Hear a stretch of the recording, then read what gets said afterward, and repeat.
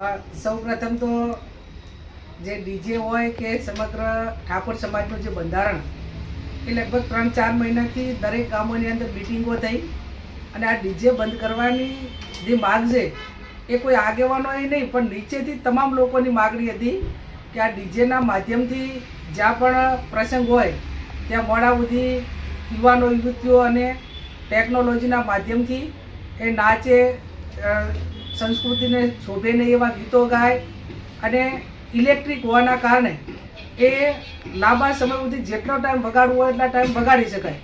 એટલે એના હિસાબે જે બેન દીકરીઓ પર ખરાબ અસર પડતી હતી, ક્યાંક નાસી જવાની ઘટનાઓ આ ડીજે જવાબદાર એની અંદર છે એવું તમામ લોકોની રજૂઆત હતી.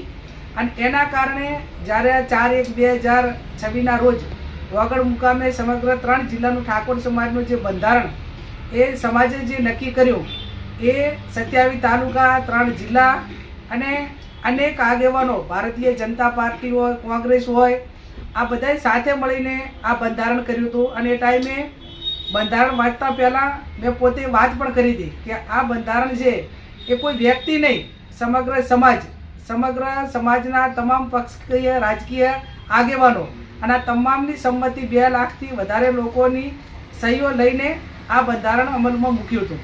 વાત રહી ડીજેવાળાની, તો દરેક વખતે જ્યારે મુદ્દાઓ ચર્ચામાં આવ્યા એ ટાઈમે બધાને છૂટ આપેલી હતી કે આ બાબતમાં કોઈ મુદ્દાની અંદર કોઈને લોકોને વાંધો હોય, કોઈ આ બાબતમાં કોઈ મુદ્દામાં સુધારો કરવાનો હોય તો એ સુધારો કરવાનો હતો.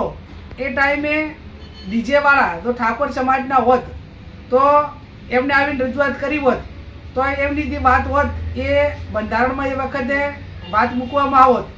પણ એ ટાઈમે કોઈ જ આ બાબતમાં 4/1/2026 પહેલાં ક્યારે પણ કોઈ ડીજેવાળાએ કે કોઈએ વાત કરી નથી. વાત રહી ડીજેવાળાનો વિરુદ્ધ, તો આ જે બંધારણ છે એ માત્ર ઠાકોર સમાજ કર્યું છે.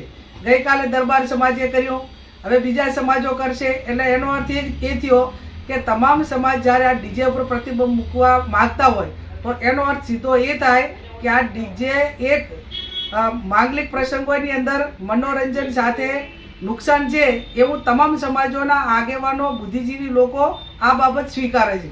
અને સ્વીકારે છે એટલા માટે કરીને ગઈકાલે અમને સમાચાર મળ્યા કે ડીજેવાળાએ બધાએ મિટિંગ કરી હતી. મને પણ ફોન આવ્યો હતો તો મેં એમને પણ વાત કરી હતી કે અત્યારે કોઈ આ વ્યક્તિનો નિર્ણય નથી, આ 3 જિલ્લાના સમગ્ર ઠાકોર સમાજના સર્વપક્ષીય આગેવાનો અને તમામ સમાજનો નિર્ણય છે.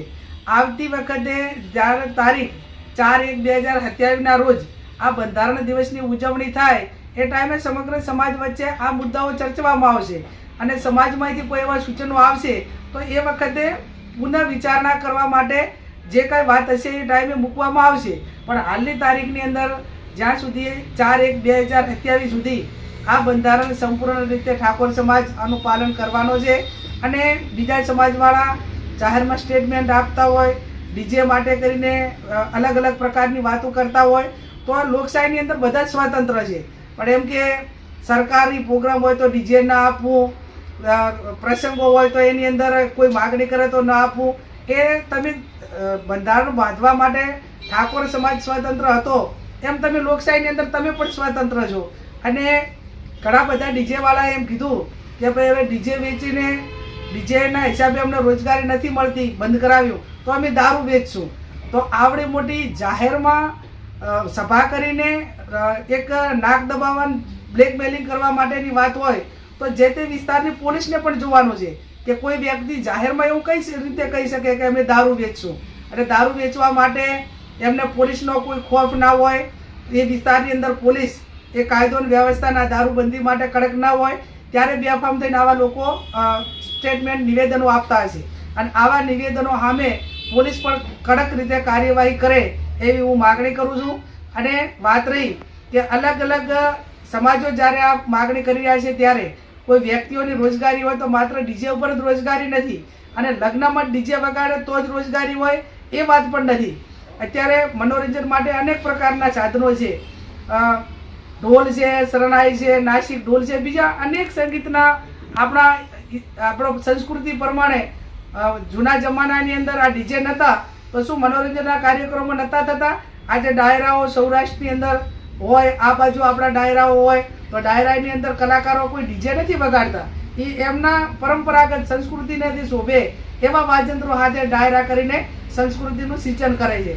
એટલે એમની જે કંઈ વાત છે એ વાત એ એમના સ્ટેટમેન્ટ પ્રશ્ન લે છે અને એવી કોઈ વાતો કરીને દબાવવા માટેની વાત કરતા હોય તો હું માનું ત્યાં સુધી એમને વ્યક્તિગત મુબારક.